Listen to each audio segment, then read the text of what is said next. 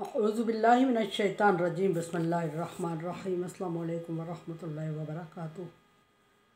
सूरह बनी इसराइल है मेरे सामने और सूरह बनी इसराइल की आयत नंबर 56 है, पारा नंबर 15 है और रुकू नंबर 6 चल रहा है। आयत नंबर 55 में अल्लाह तबारक व तआला ने अंबिया इकराम को ज़िक्र फरमाया, अंबिया इकराम का, और फरमाया कि फ़ज़्ज़लना बाज़हुम अला बाज़, हमने रसूलों को बाज़ पर फजीलत दे दी। और एक बात यहाँ वाज़ेह रहे कि ना सिर्फ रसूलों को बाज़ पर फजीलत दी, बल्कि अल्लाह तबारक व तआला ने हर एक चीज़ को बाज़ पर फजीलत दे के दुनिया में भेजा। और यहाँ फरमाया कि दाऊद अलैहिस्सलाम, आखिरी बात आयत की फरमाई कि दाऊद अलैहिस्सलाम को ज़बूर अता फरमाई, मीन के दाऊद अलैहिस्सलाम को भी अल्लाह तबारक व तआला ने फजीलत अता फरमाई है। दाऊद अलैहिस्सलाम का जिक्र फरमाया। बहरहाल पीछे 5 पैगम्बरों का जिक्र गुजर चुका है, जिनके बारे में अल्लाह तबारक व तआला ने वाज़ेह अल्फाज में फरमाया कि उनको फजीलत दे दी गई है। यहाँ देखते हैं कि आयत नंबर 56 में अल्लाह तबारक व तआला किस चीज़ के बारे में बयान फरमा रहे हैं। और आयत नंबर 56 में अल्लाह तबारक व तआला ने शिर्क की ममानियत फरमाई और मिसालें दे के, दलीलें नकली दे के शिर्क की ममानियत फरमाई और शिर्क से रुकने का हुक्म दिया। और मुश्रिकों के लिए वार्निंग दी कुछ, और जिनको शरीक माना जा रहा है अल्लाह के साथ, उनको भी ज़िक्र फरमाया। यहाँ फरमाया कि कुलिद उल्लज़ीना ज़अमतुम मिन दूनिही फ़ला यमलिकूना कशफ़ अन्कुम वला तहवीला। जितना मर्ज़ी अल्लाह के अलावा तुम जिनको पकारते हो उनको पकार दो, उनसे मदद मांग लो, उनकी इबादत कर लो, उनको अल्लाह के साथ शरीक ठहरा लो और उनसे दुआएं मांग लो, जो मर्ज़ी कर लो, कोई भी उनमें से ऐसा नहीं है जो कि तुमसे तकलीफ़ को दूर करे अल्लाह के अलावा, या तकलीफ़ को हटा दे, थोड़े टाइम के लिए टाल दे, ऐसा कोई भी इनमें मौजूद नहीं है। अब अल्लाह तबारक व तआला ने ज़िक्र फरमाया यहाँ के फ़रिश्तों को अल्लाह तबारक व तआला के साथ इन्होंने शरीक ठहराया, पैगम्बरों को ठहराया, और इसी तरह ज़मीन आसमान की बेजान चीज़ों को अल्लाह तबारक व तआला के साथ शरीक ठहराया। ये कम अकली और कम ज़र्फ़ी की तरफ इशारा है।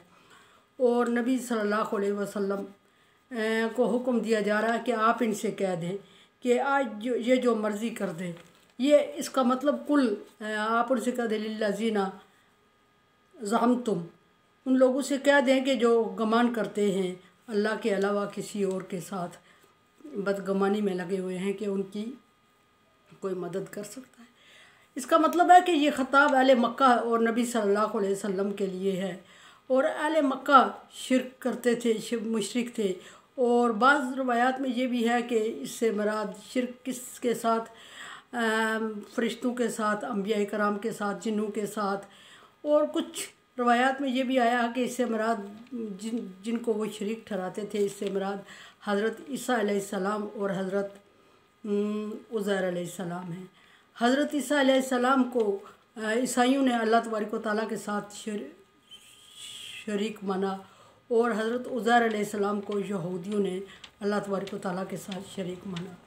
वजूहात पीछे बारहा गुजर चुकी हैं, शार्ट जिक्र कर रही हूँ कि ईसा अलैहिस्सलाम चूँकि बग़ैर बाप के दुनिया में आए, और ईसाइयों के लिए ये बहुत अजीब चीज़ थी, और उन्होंने उनको चला फिर के अल्लाह तबारक व तआला के साथ हज़रत मरियम की निस्बत ठहरा के उनको अल्लाह का बेटा माना, और पहले उनको अपने तय कत्ल किया। हालांकि अल्लाह तबारक व तआला फरमा रहे हैं कि वमा कतलू वमा सलबू, ना उन्होंने कत्ल किया और ना उन्होंने सूली चढ़ाया, वलाकिन रफ़ा अल्लाहु, बल्कि अल्लाह तबारक व तआला ने उनको अपनी तरफ उठा लिया। लेकिन इनका अपना अक़ीदा ये था कि इन्होंने उस वक्त हज़रत ईसा अलैहिस्सलाम को कत्ल कर दिया। और फिर ये भी बड़ी सोचने का मकाम है कि पहले उनको नहीं माना, कत्ल कर दिया, और उसके बाद जब वो दुनिया में नहीं रहे तो फिर उसको बकौल उनके कत्ल कर दिया, और फिर उसको अल्लाह तबारक व तआला के साथ निस्बत दे के उसकी पूजा शुरू कर दी। और फिर 3 इलाह का तस्वर दे दिया कि मरियम अलैहिस्सलाम और ईसा अलैहिस्सलाम, मरियम अलैहिस्सलाम की निस्बत अल्लाह से जोड़ते हुए ईसा अलैहिस्सलाम को अल्लाह का बेटा कह के बहुत तकरीम, बहुत इज़्ज़त की, और उनको अल्लाह तबारक व तआला के यहाँ सिफारशी भेजना और उनकी पूजा पाठ करना, यहाँ तक पहुँच के अल्लाह तबारक व तआला से ईसा अलैहिस्सलाम अल्लाह तबारक व तआला ने ईसा अलैहिस्सलाम से फरमाना कि ईसा क्या तुमने इन लोगों से कहा था कि ये मुझे छोड़ के तेरी इबादत करें। ईसा अलैहिस्सलाम अर्ज़ करेंगे कि अल्लाह मैं कैसे इनसे, अगर मैं इनसे कहता तो तू जान लेता, क्योंकि जो मेरे दिल में है तू जानता है, जो तेरे दिल में है मैं नहीं जानता।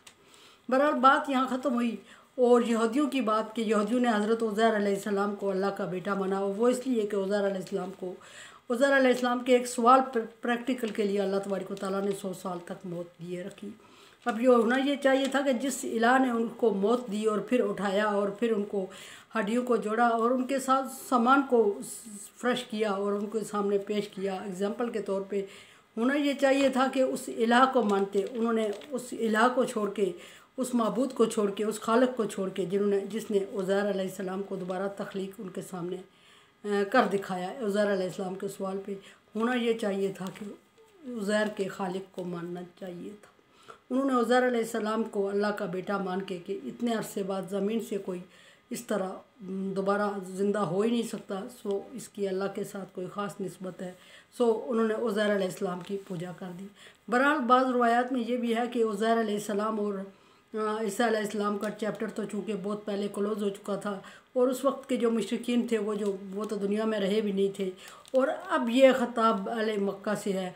और अहले मक्का ने बाज़ दफ़ा फ़रिश्तों को अल्लाह की बेटियाँ माना और बाज़ दफ़ा यहाँ जिन्नात का जिक्र है और कि जिन्नात को अल्लाह तबारक व तआला के साथ शरीक ठहराना शुरू कर दिया और जिन्नात को आलम अल गैब कहना शुरू कर दिया, जो कि अल्लाह तबारक व तआला की सिफ़त है।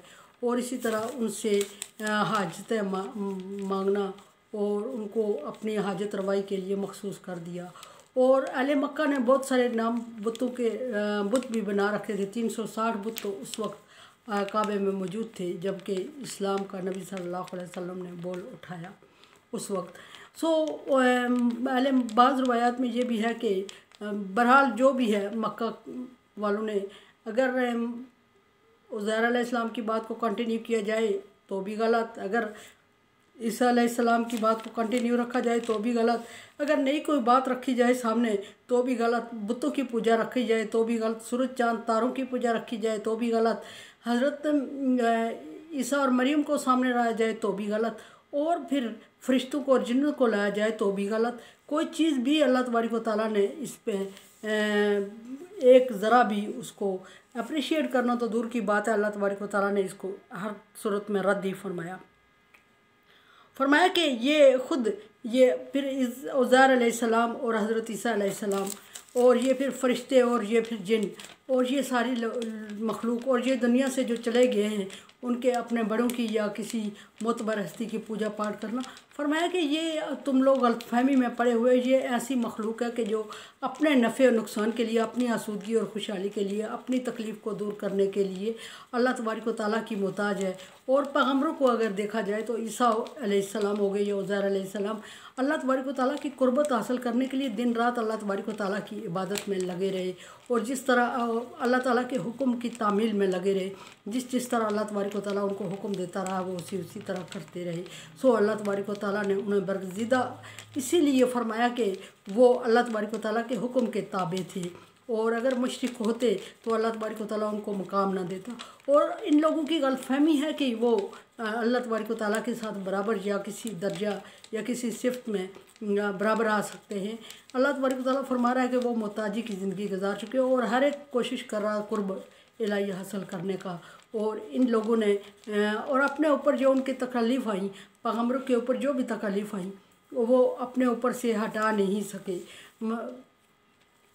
और जिस तरह अल्लाह तबारक व तआला ने उनको हुक्म दिया उसी तरह की ज़िंदगी गुजार के दुनिया से गए।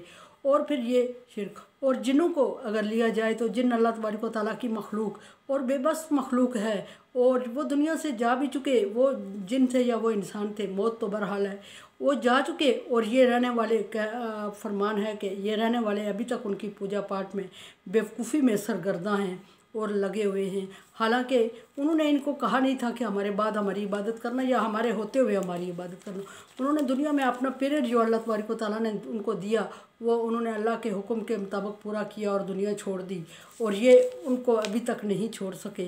गो कि वो दुनिया में मौजूद नहीं है फिर भी उनकी परस्तश किए जा रहे हैं और उनको माने जा रहे हैं और उनकी इबादत में या उनसे मदद मांगने में, उनसे हाजत रवाई में लगे हुए हैं। और अल्लाह तबारक व तआला इस चीज़ को सख्त नापसंद फरमा चुके हैं। और इसी के साथ अल्लाह तबारक व तआला आगे फरमा रहे हैं, इसी चीज़ को कंटिन्यू करते हुए फरमाया कि उलाइका लज़ीना यदऊना, ये लोग ऐसे हैं कि ये जिनको पकार रहे हैं अल्लाह के अलावा, यब्तगूना इला रब्बिहिम वसीला, वो वसीला समझ रहे हैं अल्लाह के यहाँ। हालांकि अल्लाह तबारक व तआला ने कहीं वसीले की कैद नहीं लगाई या कहीं वसीले को पसंद नहीं फरमाया।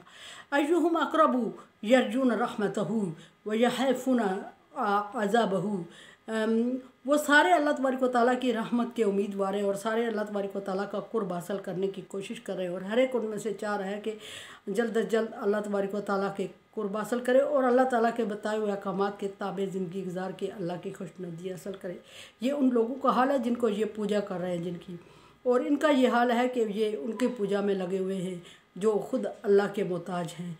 फरमाया कि वयख़ाफ़ून अज़ाबहू, और वो अल्लाह तबारक व तआला के अज़ाब से डरते हैं। इन्ना अज़ाब रब्बिका काना महज़ूरा, और अल्लाह तबारक व तआला का अज़ाब वाक़ई होके रहेगा। अब यहाँ ये पैगम्बरों का हाल ज़िक्र हो रहा है कि जिन पैगम्बरों को ये अल्लाह तबारक व तआला के साथ माबूद समझते हैं, वो अल्लाह तबारक व तआला से खौफज़दा, अल्लाह के अज़ाब से खौफज़दा है। असल में हकीकत यही है कि उम्मीद और खौफ और ठीक है, उम्मीद और खौफ के दरमियान ईमान कायम है। और जो खौफ होता है वो बुरे कामों से रोकता है, और जो उम्मीद होती है अल्लाह तबारक व तआला की अताअत पर आमादा करती है। ये अगर इनमें से कोई एक चीज़ भी ना हो तो ईमान मुतज़लज़ल हो जाए। ईमान इन दोनों के दरमियान ठहरे रहने का नाम है। खौफ अल्लाह तबारक व तआला, खौफ अपने अमाल पर, और रिजा अल्लाह तबारक व तआला की रहमत पे, ये दो चीज़ें कायम हैं तो इंसान का ईमान कायम है और बुलंद है और मज़बूत है। और अगर ये दो चीज़ें इंसान के हाथ से निकल जाती हैं या इनमें से कोई एक, तो वो एक रास्ता खाली हो जाता है और उससे फिर ईमान निकलने लगता है, आहिस्ता आहिस्ता खारिज होने लगता है इस इंसान के दिल से या इंसान के दिमाग से। बहरहाल मेरे चैनल को आप सब्सक्राइब कर रहे नहीं कर रहे हैं, आपकी मर्ज़ी। मेरा ख्वाहिश ये थी कि आप मेरे चैनल को सब्सक्राइब करें और सदका जारिया में मेरा साथ दें। अल्लाह हाफ़िज़।